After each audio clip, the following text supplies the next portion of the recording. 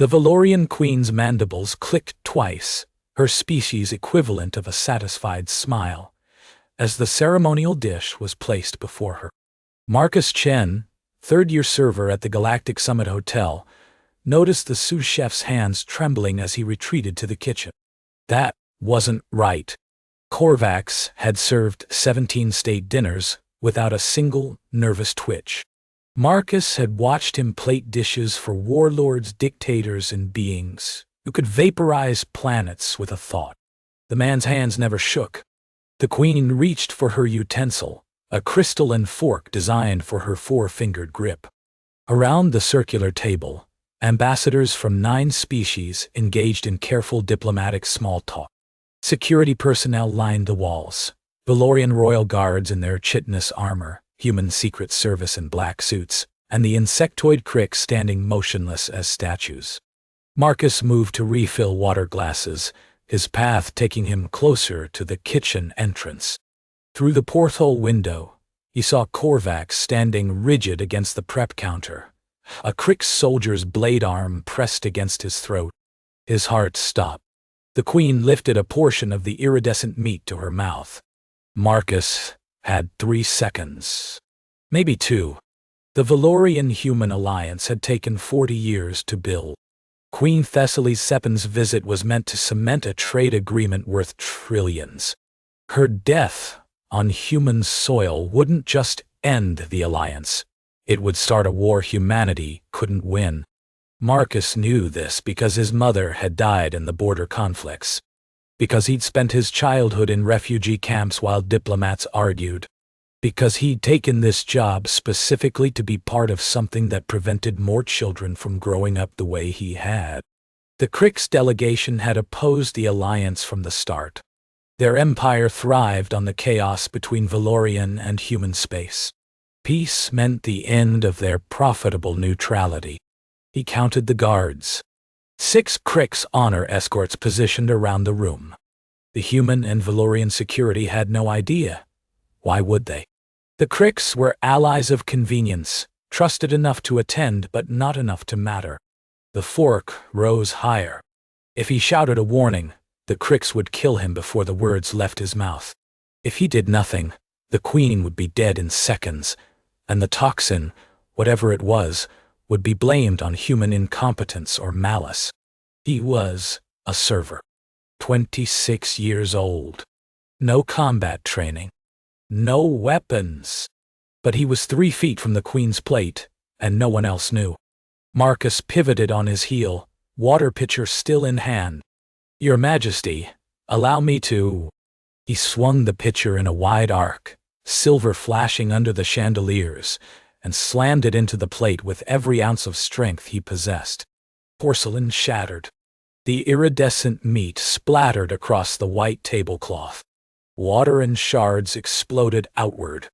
The queen recoiled, clicking in alarm. Every guard in the room drew their weapon. "Assassin!" The lead Crix pointed a blade arm at Marcus. "The human has attacked the queen."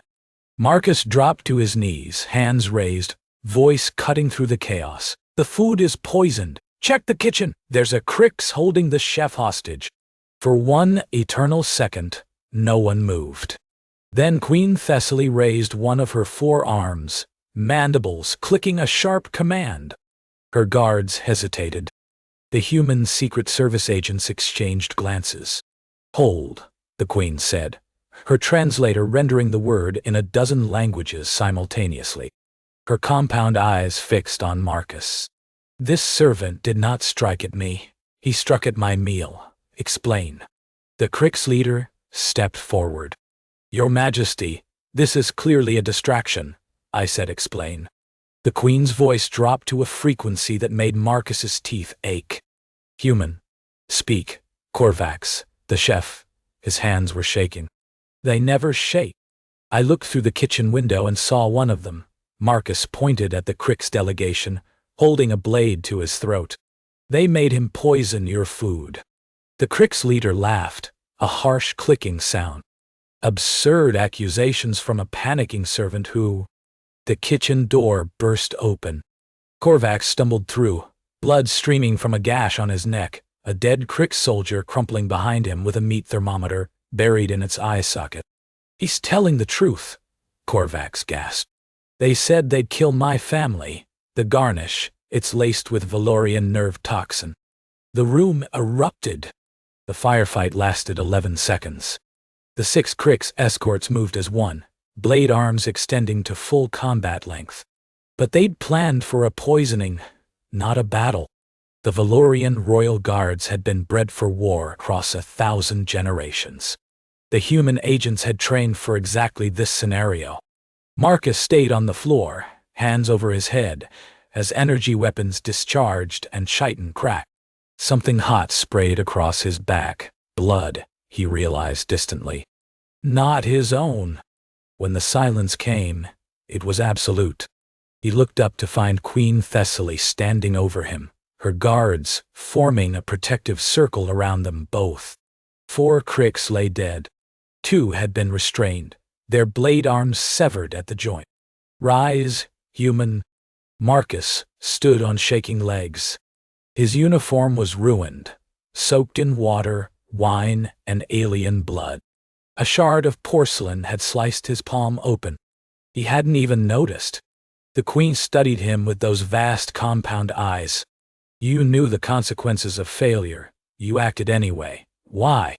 Marcus thought of refugee camps, of his mother's face in the moments before the bombing, of 40 years of careful diplomacy balanced on a knife's edge. "Because I've seen what war costs," he said, "and I was the only one who could stop it." The Queen's mandibles clicked, twice, slowly.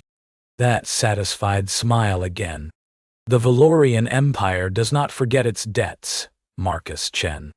She turned to address the room, her voice carrying to every corner. "Let the record show. Tonight, a human servant saved my life and preserved the peace between our peoples. The Crick's Confederacy's treachery will be answered." 3 months later, the Velorian-Human Alliance was signed in a ceremony broadcast across both civilizations. Marcus stood in the front row, not as a server, but as a formal guest of the Queen. His hands didn't shake once.